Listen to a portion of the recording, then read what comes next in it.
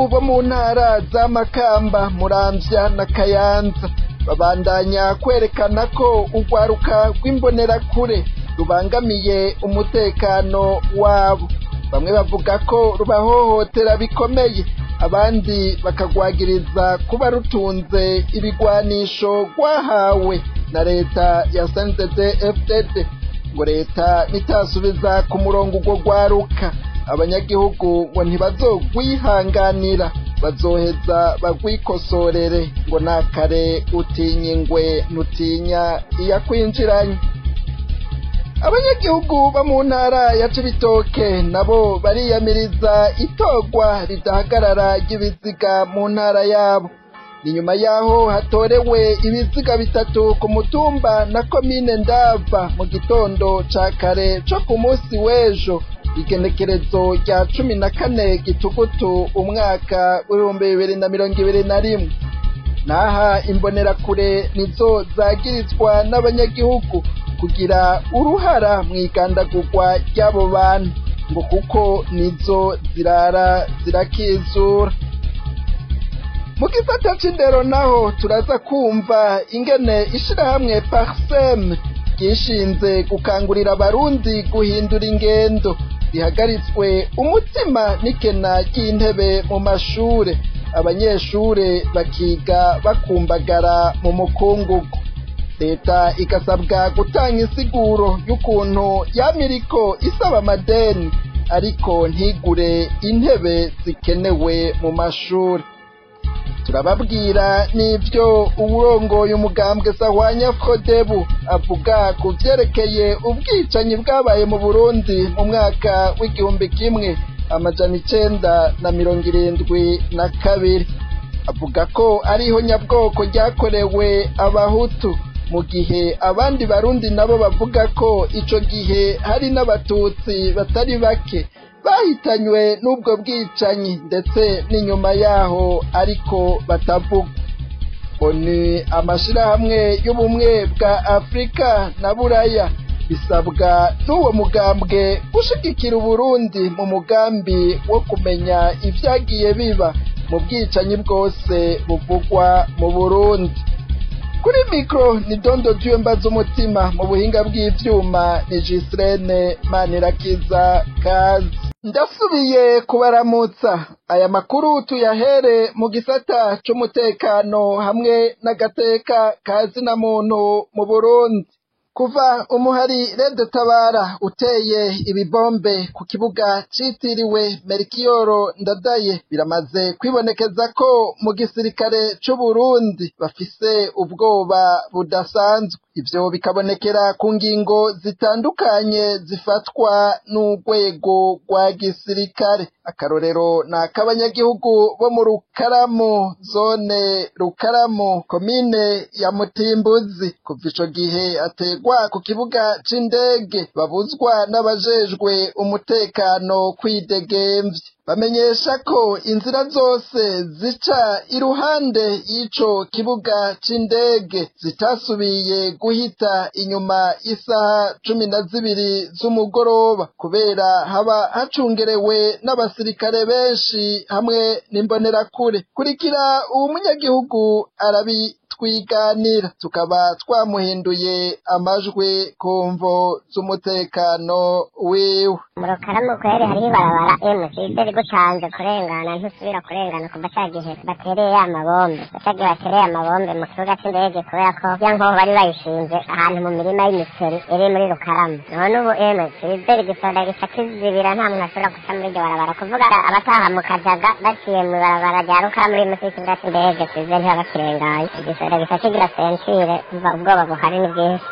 Leta ya CNDD-FDD ngo yari ikwiye gukura ibigwanisho mu banyagihugu na cane cane urwaruka rw'imbonerakure. Ayo namwe mu majambo avugwa n'abanyagihugu bo mu ntara ya Makamba. Ivyo bakaba babivuga inyuma yaho hakorewe isakwa mw'ijoro ryo kuri uyu wa gatatu, igenekerezo rya 13 Gitugutu umwaka w'2021, hagatogwa inkoho mu nzu y'umunyagihugu ayitunze ataruhusha afise. Abanyagihugu bavuga ko inkoho leta yatanze arizo ziko zikoreshwa mu kwiba no kwica abanyagihugu. Idonido na Alice Mukeshimana.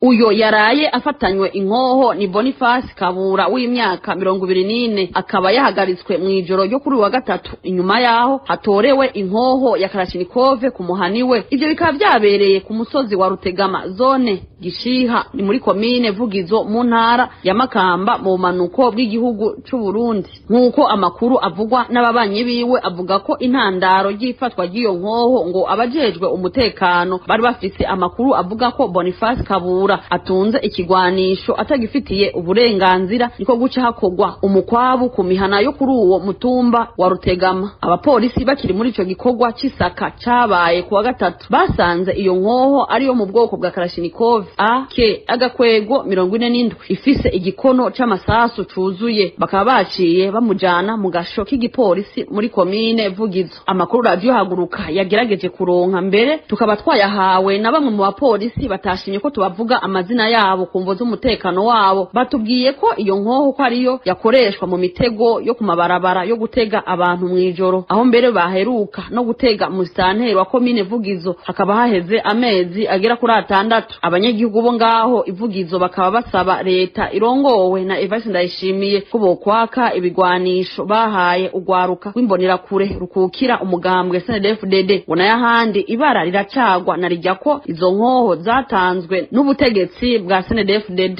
Alice Mukeshimana tumushimire kuri iyo nkuru.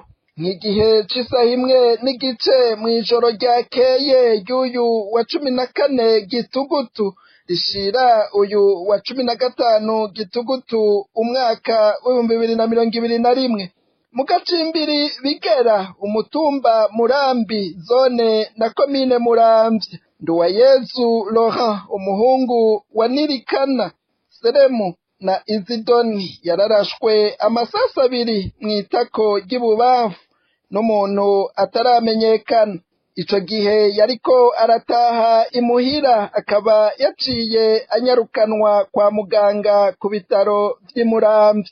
Abanyagihugu bakaba bamenyesha ko ibigwanisho bikuma bihitana abantu ku bwinshi, ngo leta yari ikwiye gukora ikintu kiboneka kugira ngo abanyagihugu batekanigwe.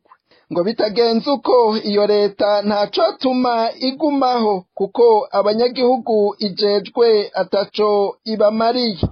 Ngo nukuraba uburyo bushoboka bakayisezerera nk'uko baheraheje babivuga inyuma yo kumva ivyaraye bishikiye uwo munyagihugu Nduwayezu Laurent.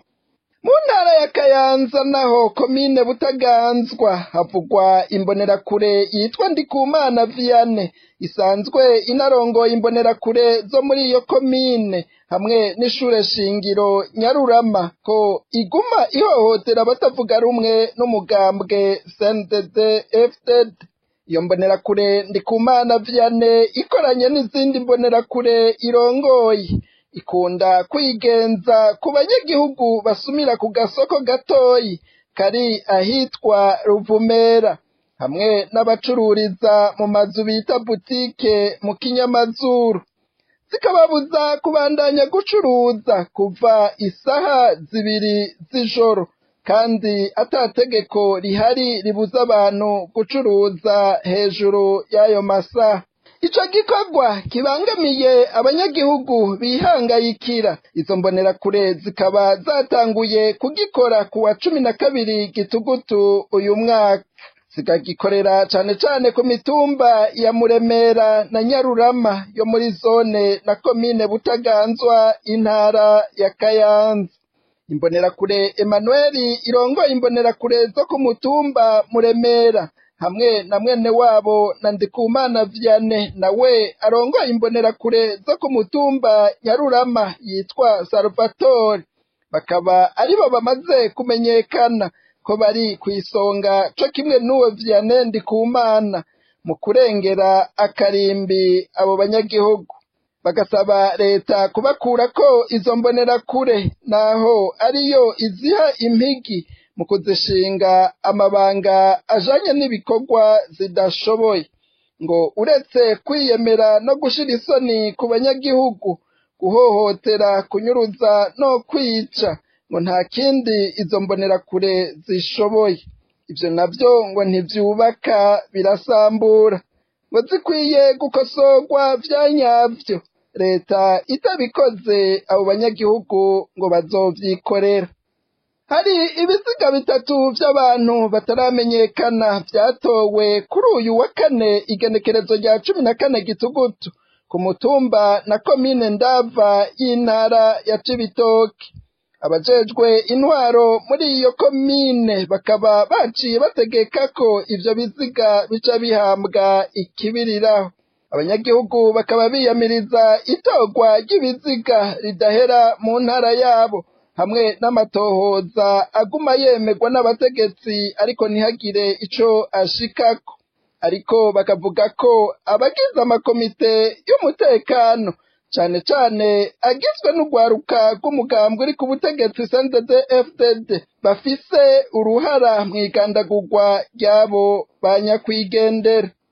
Idonido n'amahoro pasi.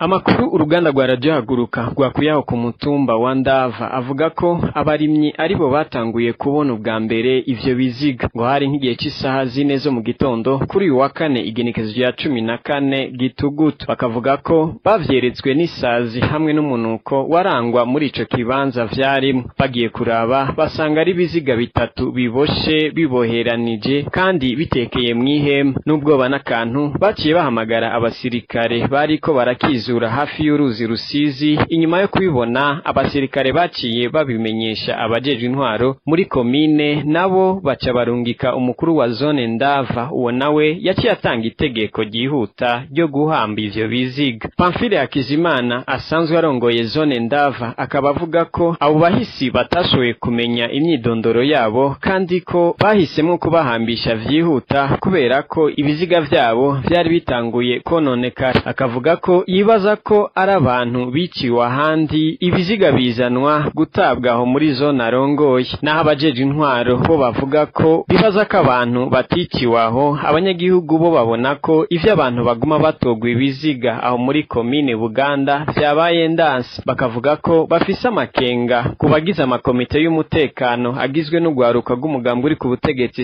CNDD-FDD ko boba bazi ibijanye n'ivyo biziga bitogwa muri iyo komine, kuko ngo nimba ari biziga vyazanywe gutabwaho canke ari abantu bahiciwe vyose vyabaye mu masaha y'ijoro, kandi ngo nta nkeka ko ubwo rwaruka rw'imbonera kure rwagize uruhara mwitabwa canke mwigandagurwa ry'abo bantu batatu, kuko ngo nizo zirara zikizura muri utwo duce. Ikindi bashingira ko ngo rimwe na rimwe barabona imodoka ija muri ico kibanza nyene hafi y'uruzi Rusizi ikanasubira inyuma mu masaha y'ijoro bwije cyane. Bakavuga ko ari muri uwo mwanya nyene ivyo biziga bitabwaho canke abo bantu bagandagurwa. Ikibatera amakenga ngo nuko bagize amakomite y'umutekano batigera batanga amakuru kubijanye n'iciyo modokari ibije gukora aho ku Rusizi muri iryo joro, aho hari n'abavuga ko iyo modoka ibirimwo abakozi bigendereza bo ngaho muri komine Buganda. Naho urongoye zone Ndava yasavye abanyagihugu gufasha inyamiramabi mu matohoza, ariko abanyagihugu hamwe n'abarongoye amashirahamwe yigenga bo bavuga ko baruhijwe n'iyemera ry'amatohoza ataco yigera shikako, kanatsinda ngo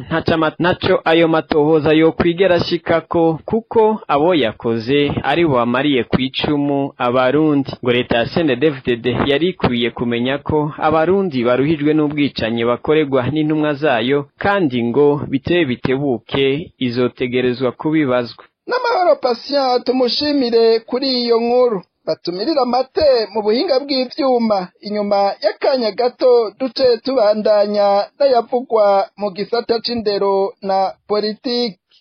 Hewe radio haguruka bamenyeshe bongere bamenyere kijambo haguruka rihamagarira umurundi wese cyari cyose ahamba hose kwikangura atari kwikanga, agahaguruka rugaba atari kugambana, akabaza atakubabaza abamukuriye mu butegetsi bw'igihugu cy'uko bimeze mu bisata bitandukanye byose bigize igihugu cyacu, ukabishakisha atagushamirana, ukabishyira ku mugaragaro atakurondera amaronko. Ubona ko gutinya igitsure canke kugenderamo kwa k'umuntu numwe wabigize indahiro idahinduka mu kazi kawe ka misi yose. Reka ndabasaba atakubasamaza mu nkundire so kubagundira mu makanya mpamagara abarundi n'abarundi kazi to twibagiye ugwaruka ubona kare bwo Burundi bwejo. Nimuze twese tujye hamwe ataguhangana tuvavana atakwivanga n'ingeso yo kwihora ahubwo duhoberane nayo kwifata ku munwa ibara riguye cyane guhengereza abaduhekura batwamura ibyo twabiriye akuya tubigira umugani maze duhaguruka atakwihangana duhangane n'ibisuma.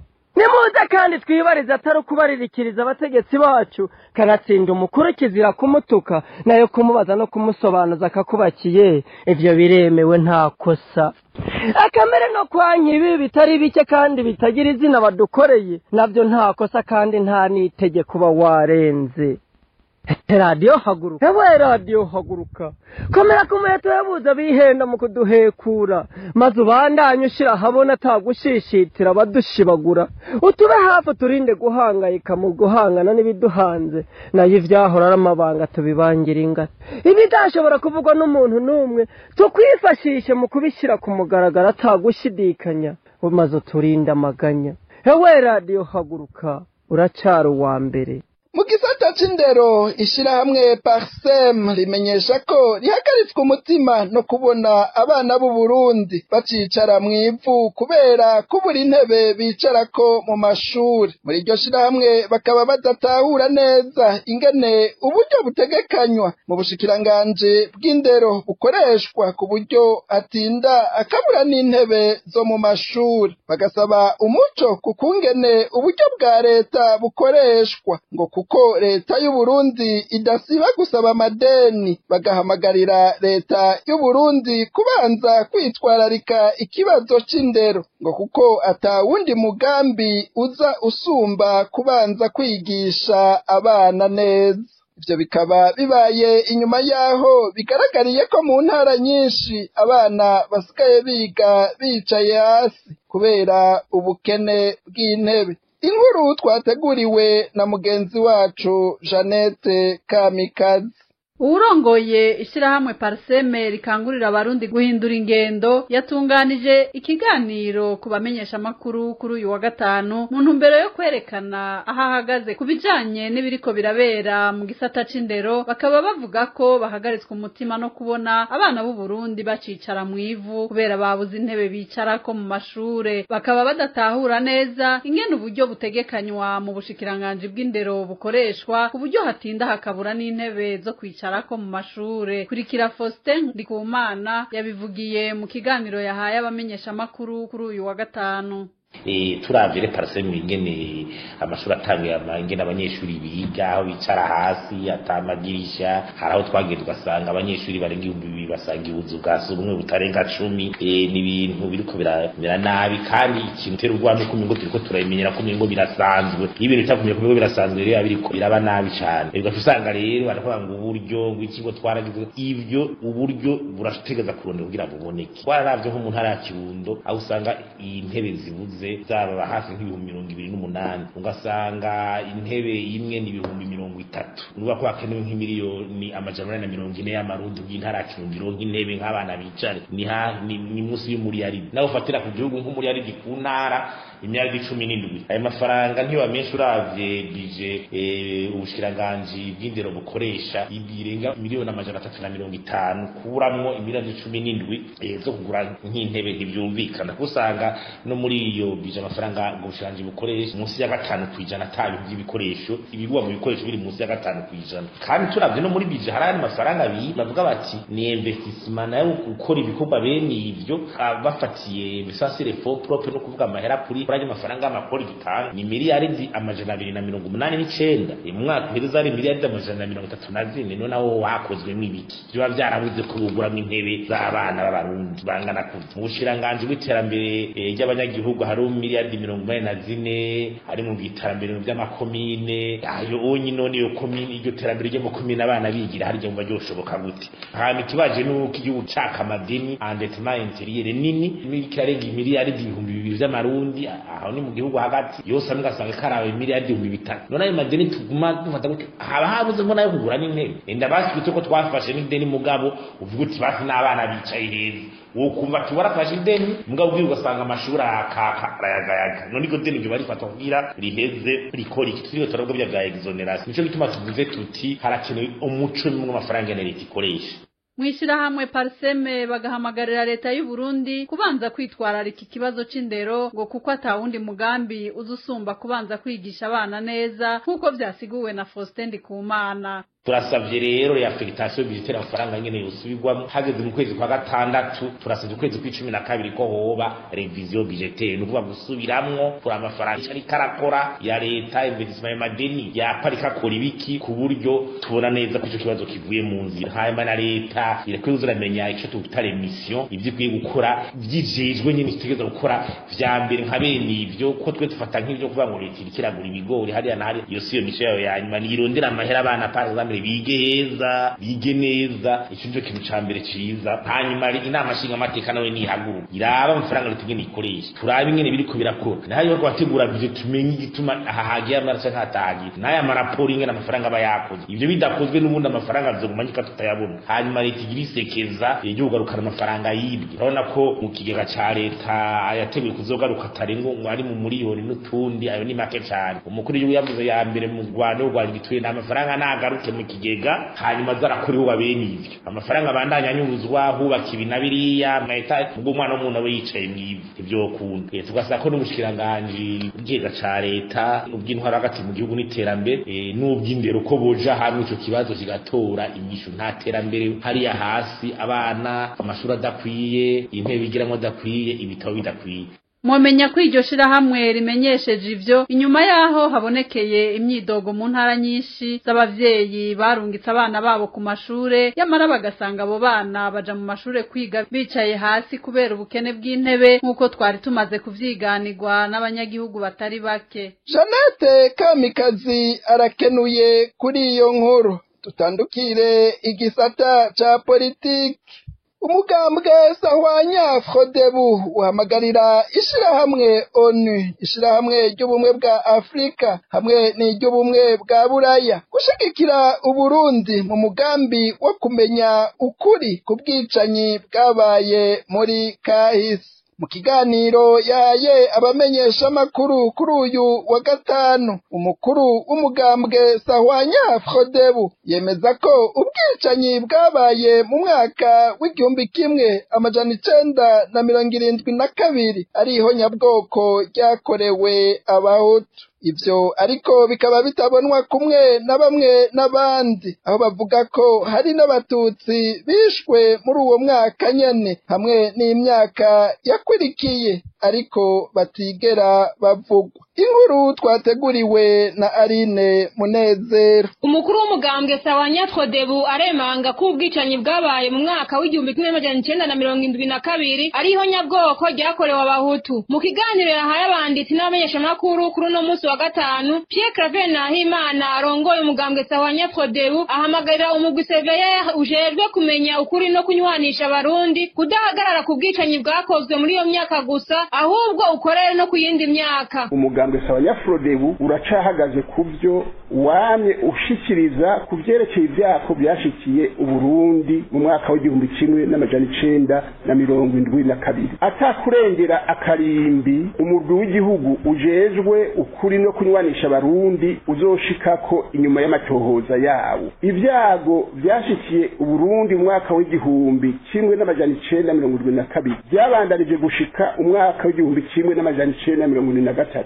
niho nyabwoko ryakorewe abahutu bo mu Burundi. Umugambwe Sahwanya Frodebu uhamagarira umurwi w'igihugu ujejwe ukuri no kunywanisha abarundi ko utohagarikira ico gikorwa ku mwaka w'1972 gusa ahubwo wokongereza ububasha n'ubushobozi kugira ngo ico gikorwa cyo kurondera ukuri kibandanye no mu myaka yakurikiye yaranzwe n'ubwicanyi bwahitanye abarundi gushika no muri no misi turimwo. Umukuru wa Sahwanya Frodebu atera kamo kandi ishirahamwe ONU, ishirahamwe ry'ubumwe bwa Afrika hamwe n'iry'umuryango w'ubumwe bwa Buraya gufasha muri ico gikorwa cyo kumenya ukuri nk'uko bavyiyemeje mu ntumbero yo kubahiriza amasezerano y'Arusha. Umugambwe wa Frodebu uhamagarira abanyamahanga bakurikirana ikibazo cy'u Burundi canke babufasha duhereye kwishira hamwe mpuzamakungu ONU, ishira hamwe ry'ubumwe bwa Afrika, ishira hamwe rya Buraya Union Européenne, ibihugu dufitaniye amasezerano yo gufashanya ko bofata mu mugongo igihugu cy'u Burundi muri iyo nzira yo kurondera ukuri no kunywanisha abarundi nk'uko bavyiyemeje bonyene ko bazohagararira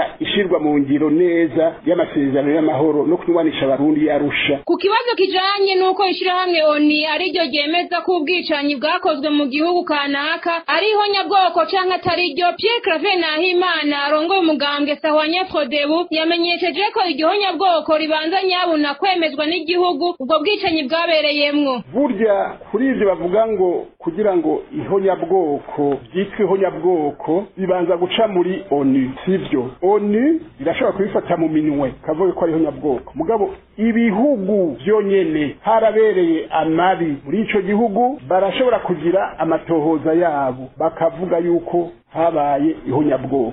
Ntuze witegerera ngo ONU izoza mu gihugu kanaka hagati muri ico gihugu atana kimwe gikozwe ngo ONU iraza kuvuga ihonyabwoko. Rero usanga ari ibihugu byonyene bitangura hano bikazoshika muri ONU. Rero ubu Abanyafrodebu twaje tubivuga no muri ONU twarabivuze, muri ONU ugenda uri igihugu ntugendera umugambwe.